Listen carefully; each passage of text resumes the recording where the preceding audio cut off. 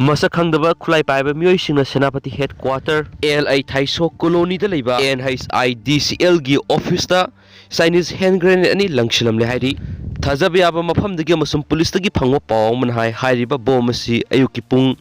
अहोंग minute कुन अमसुम कुंथ्रादा लंगसिलखिबने हाइरि दुबो हाइरिबा office अदुदा campus अदुगी मनुंग तारबसु हाइरिबा बोम अनि अदु बोम पुखाइखिदि हाइरि बोम पुखाइखिदबदुना असो अपंदी यहौद्रे हाइन स्पाउसना मखाताना फोंदोरक्ली सखंगदबा मियोइसिंग अदुना हानबा बोम अदु लंगसिलबा मतुंगदा पोखाइरक्तबदगी अकोनबा बोम अदु लंगसिलकपो ओइरंबा याय हाइनसु पाउसनसु मखाताना फोंदोरक्ले दुगा पुलिसना केस मा लखतक्रे हाइनसु पल्ली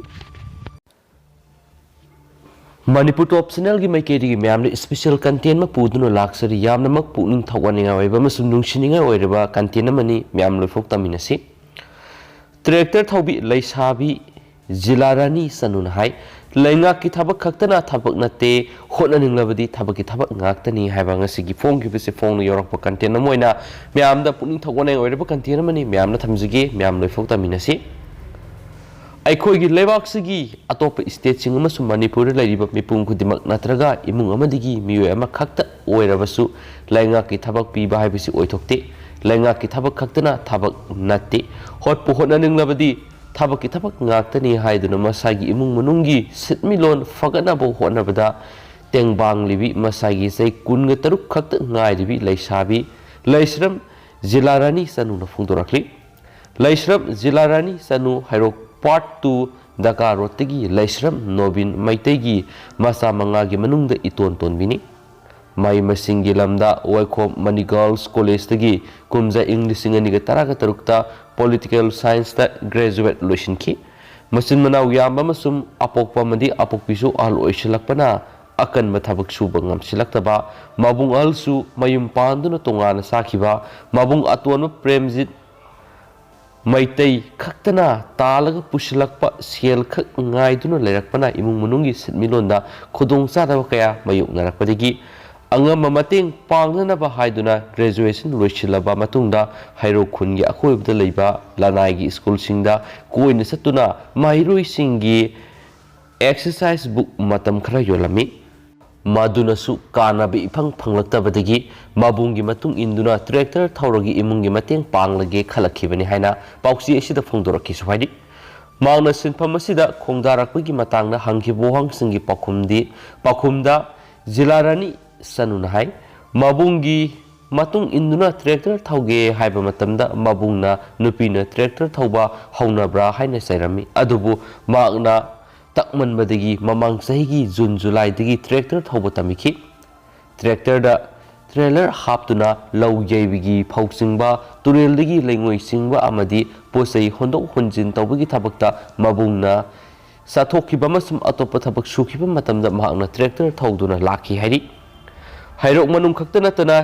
लेंगोइ थिनबगी थबा असि तेंथा अमदी थौबाल फौबा चली मागना ट्रेलर पांदुना ट्रैक्टर थौरगा पोसै अमदी लेंगोइना सिंगबो होनबा मतमदा नुपीना नुपीगी मसिल सुनतबदा ट्रैक्टर थौरे हाइदुना यामना करेम का थाइनबदौना नोकनबीबा कयासु थेंगनखि मखोइ सिंग अदु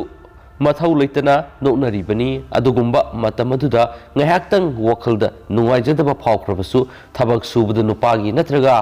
nupigini haiba sinpham amata leite isana ngamngani haina khalabadi nupana tawba ngamba thabakya nupi aikoina su ngampham thoi nupa khaktana thabak suduna sel tangani haibasi langani sel tanbada ikaiba natragana hangoiba karisu leifam thokte migi mapot maral huran basu natabanina thoidokna ikairubagi masaksu oidi kanagumba mioi singnadi mahakna taujariba thabak adubu nungsibiduna hotnaba leploidabani haina puning thawat pirakusu yawi hari makhoi adu hingbagi mamal matik sana khangba kangbuni makhoi gumbana khunai sida masing yam laklabadi khunai si chakotpa khunai ama soiduna purakpa ngamgani haina su phungdorakle loyana thabak sufam leitre haina kangauna duna leidiba matamasigi naha singda kari hainingbagi haina hangbu wangi pakumda makna hai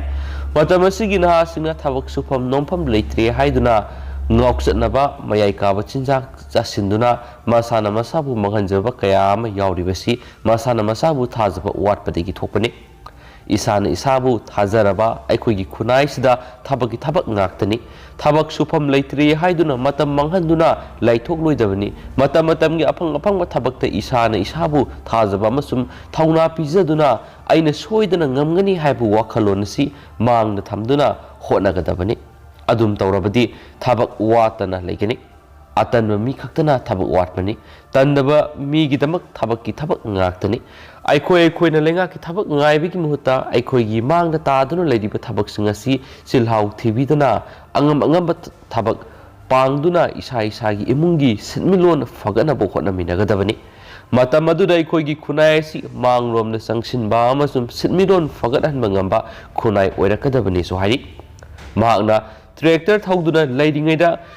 masung mamanaba kyana ke mogduna harau kuma yawba thengnabada kari phawbigi hana hangkibu wahongi pakhumda mahna hai makoi gumna harau kuma yawba satninglabasu imung munungi sitmilon fagat handuna imai pa isininaw singi awat apa leitana amasum nungai yaifana leinaba hotna dabi yade khanduna thabak sudaba yade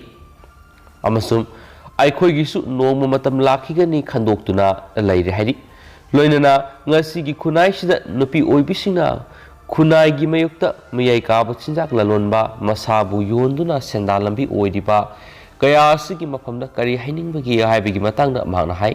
mayai kaba chinjak lalonduna khunai sigi yumbi oirakaduribana singbu mayai kaba chinjak ki ipak tahonduna sumjaraba tungi yumbu oihanbiba nupi kyana masabu yonthokduna senda lambi oiba asi maki oinadi yamna yajaningde aduguma nupi sing adu khunai sinasu fazana ngangnabide tukuchana launai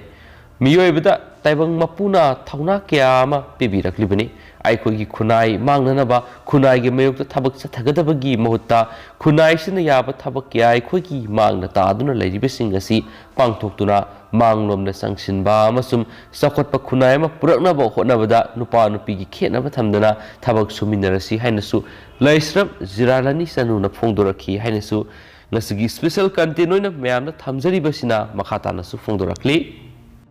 loiselapoina tentakna state sigi wangbra thokpa pawng katang na khocharakan mayamna thamjage tha kaya marum tolop phanglaktraba Afghanistan gi ambassador farm thadokre haukiba sahi kunsupna lan supna duna lakraba matungna mamang sahi gi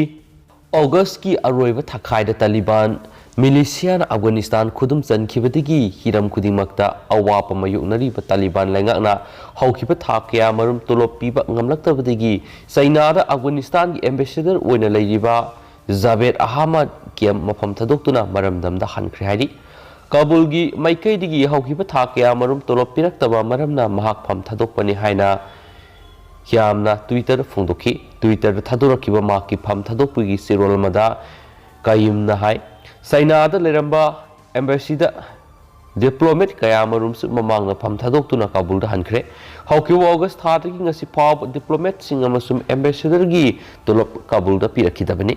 China da leramba Afghanistan gi diplomat singna pham thadokuna hanakibadu masagi maranai oiba amasum profession ga mari leinaba tongan maram kaya marum dagini maram singadu mahakna sapsana malem gi miyamna phongdokpa pamde Magna invoy ama oibigi pham thadoknaba warep lauraba matungna Afghanistan da hannaba thawrang tawbani haikenasu pawsinasu phongdorakli amasum China amasum Afghanistan ani tainaribu ngangkhwaigi saru asi yamna teli mamang saigi August thar Taliban fighters singna khanghaudana lengak sasan paisin kibadagi Afghanistan gi miyamna awaba kayamar mayuknariba adugi mateng oina chinja amasum hidak langthaki supply sing Beijing na piduna lakpani hainasu phongdokhi haidi aduga hauji ko inadi mayam paus matang ase lusinjarage amasum pathokjagi bi soikiba lankiba kaya yaurs mayam ngakpigani matam ge ba maruebi pausing su mayam da lep laitna update pijara kanesu channel sigi mekeri su mayam thamjari and thank you